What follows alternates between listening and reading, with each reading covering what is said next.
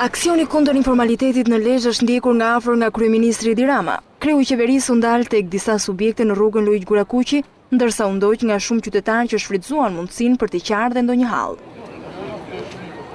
Ndërsa në një prej lokaleve të zonës konsumoi dhe një kafe së bashku me ministrat e kabinetit të tij, Mimi Kodheli, Lindita Nikolla, Shkëlqim Cani dhe drejtues së tatimeve në Lezhë.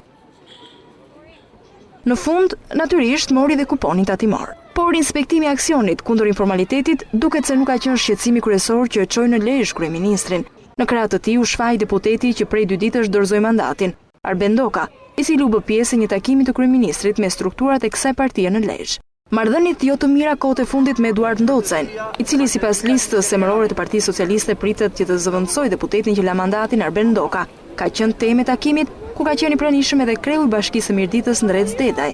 Nuk përjashtohet mundësia që Dedaj të lërë postin e kreut të bashkisë për të marrë mandatin e deputetit, pasi në zgjedhjet parlamentare të 23 qershorit të vitit 2013 ka qenë i 4 në listën emërore të deputetëve të Partisë Socialiste.